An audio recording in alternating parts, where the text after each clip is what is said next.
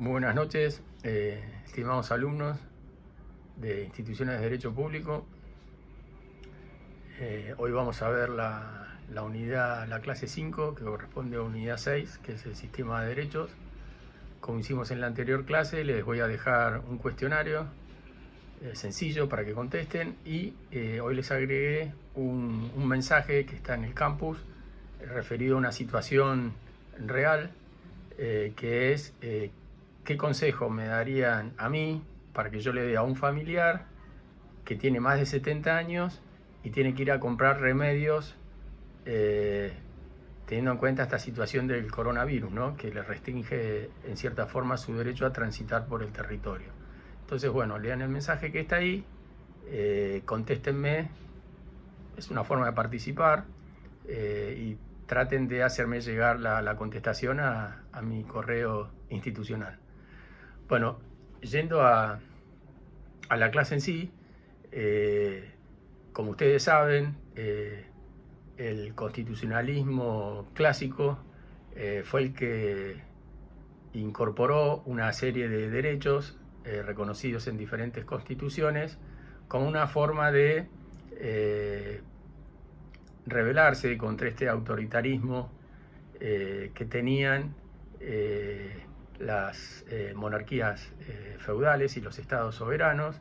Entonces nacieron estos derechos que trataron de limitar estos poderes cuasi absolutos. Esto se inició, como ustedes saben, en el año 1215 por el The Bill of Rights en Inglaterra, que fue una concesión que obtuvieron los nobles ingleses contra el rey, que les quiso cobrar unos impuestos. Entonces, de ahí vino esta forma de declaración de los primeros derechos. Se puede ver eso en la película Robin Hood, si ustedes se acuerdan. Después, la Constitución americana de 1776 fue otra constitución que consagró estos derechos para los individuos. Y después la Revolución Francesa de 1789, con la Declaración Universal de los Derechos del Hombre en 1787, y finalmente, bueno, nuestra Constitución en 1853, que también consagra o integra estos derechos a su texto constitucional para salvaguardar de los poderes de los estados absolutos y de las monarquías, ¿no? De forma tal, encontramos en nuestra Constitución estos derechos que se incorporan en la primera parte, o sea, en la parte dogmática. Los tenemos entre el artículo primero y el artículo 43.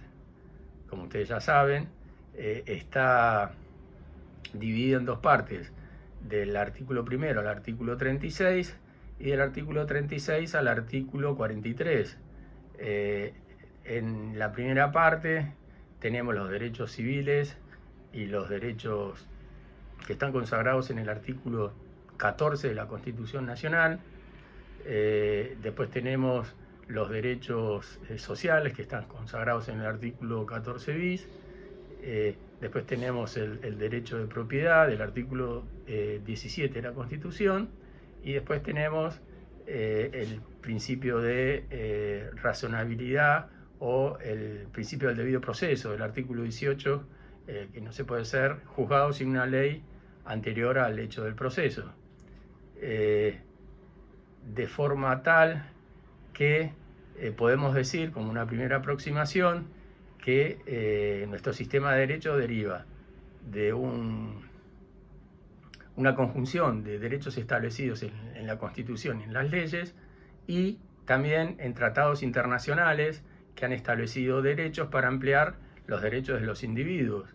Ténganse en cuenta el Pacto San José de Costa Rica y otros pactos más incorporados a nuestra legislación que han ampliado los derechos.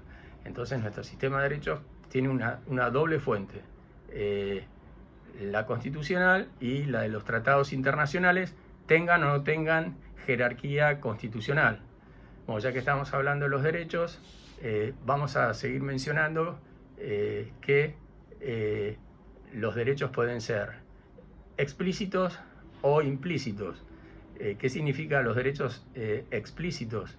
Los derechos explícitos son aquellos que ya mencionamos, y que surgen de la primera parte de la Constitución. Derechos del artículo 14, por ejemplo, derecho a ejercer industria lícita, a ejercer el comercio, derecho a enseñar y aprender, derecho de entrar, permanecer y salir del territorio, derecho a profesar libremente el culto, derecho de propiedad intelectual, derecho al ejercicio de una profesión. Bueno, todos estos derechos están en la primera parte de la Constitución y están expresamente consagrados, pero hay derechos que no están consagrados expresamente y surgen en forma implícita, que son los derechos del artículo 33, que la Constitución nos señala que son aquellos derechos que, si bien no están expresados, surgen de la forma representativa republicana de gobierno y de las leyes que están en la Constitución. Se entiende que son derechos que no podrían no estar consagrados protegiendo libertades. Por ejemplo, de estos derechos implícitos son el derecho a la salud, el derecho a la vida, el derecho a la dignidad, derechos que hasta la reforma del 94 no estaban contemplados en la Constitución. Ahora bien, después de la reforma del 94, al incorporarse el Pacto San José de Costa Rica en el año 1984, sí consagró estos derechos en forma vía de tratados, no en forma constitucional expresa como el resto de los tratados. Es importante que sepamos esto porque todos estos derechos que hablamos se refieren a casos concretos. Después tenemos situaciones de los intereses difusos.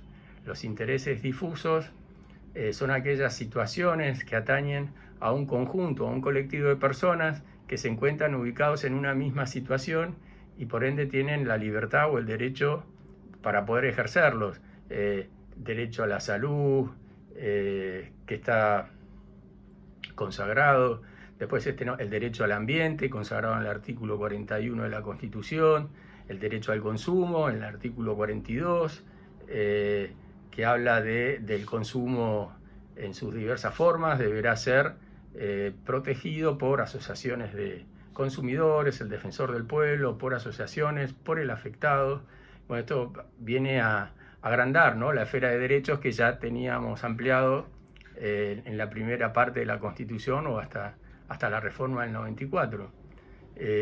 Después podemos decir que todos estos derechos integran la parte dogmática, como ustedes saben.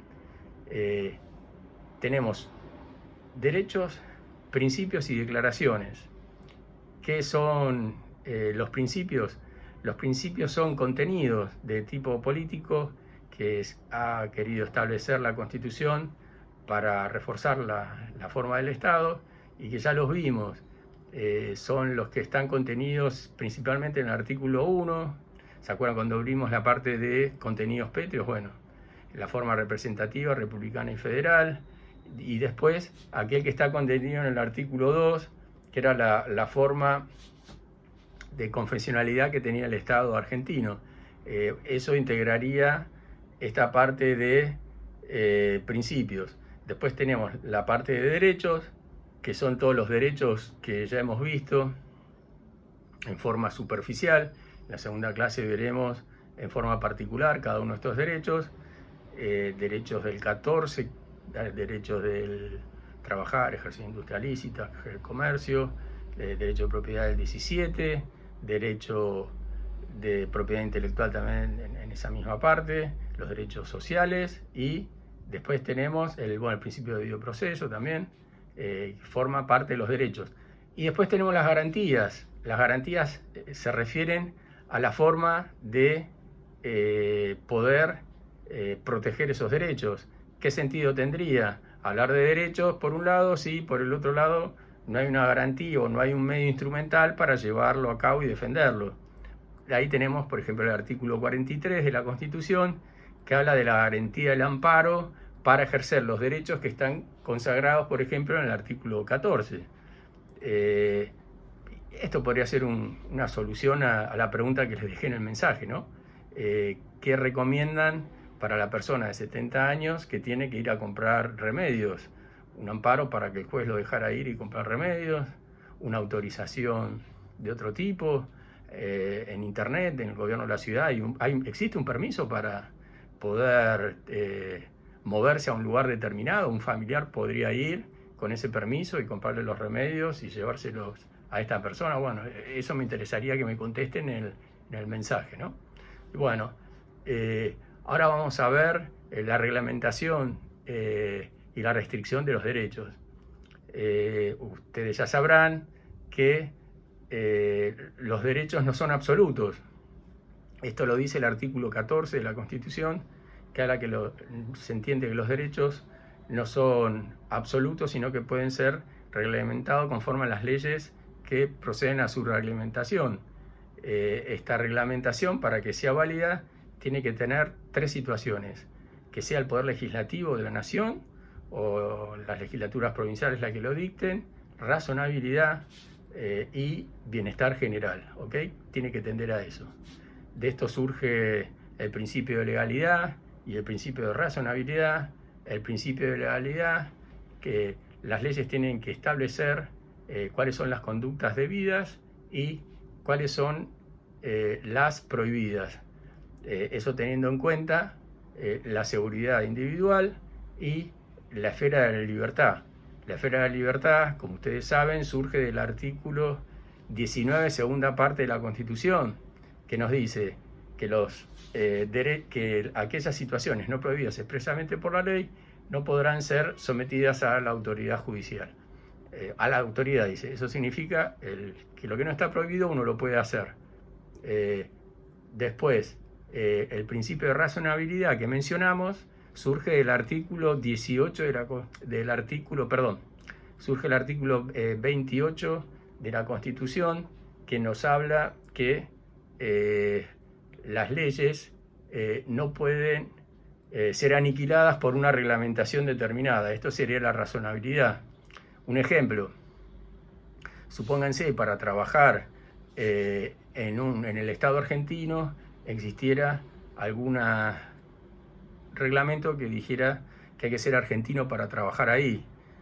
Esto iría en desmedro con la idoneidad en el acceso a los cargos públicos. Entonces no tendría razón de ser una reglamentación inferior constitucionalmente a lo que establece la Constitución en el artículo 16, ¿no? Por ejemplo. Ahora vamos a hablar de las restricciones a los derechos. Como ustedes saben, existen dos tipos de restricciones: las restricciones permanentes y las restricciones relativas. Las restricciones permanentes, ustedes ya saben que surge de la reglamentación de los derechos, que está en el artículo 14 de la Constitución, y en el poder de policía. Y después están las restricciones parciales, que surgen, por ejemplo, del estado de sitio, de estado de guerra, la situación del coronavirus en una situación de excepción. Por eso les dejé este caso en el mensaje para que lo vayan viendo y en el transcurso de la semana me lo puedan ir contestando al correo, así vamos debatiendo entre nosotros a ver qué les parece y qué solución pueden aportar al tema. Nos quedaría ver el concepto de poder de policía. El poder de policía es la facultad que tiene el Estado para restringir razonablemente los derechos individuales de las personas en aras del bienestar general. El concepto de poder de policía ha tenido diferentes evoluciones en el tiempo. Tenemos un concepto restringido del poder de policía y un concepto amplio. El concepto restringido es relativo a situaciones moralidad, seguridad y salubridad, y el concepto amplio está en estas cuestiones más cuestiones económicas, cuestiones de educación y cuestiones en el progreso. Ejemplo del sentido amplio es el corralito del año 2001, para los que tengan más o menos la misma edad que la mía, quizás se acuerden de eso, ¿no? Bueno, acá dejamos esta clase, nos vemos la próxima, participen en el cuestionario y en el mensaje que les dejé. Muchas gracias, buenas noches.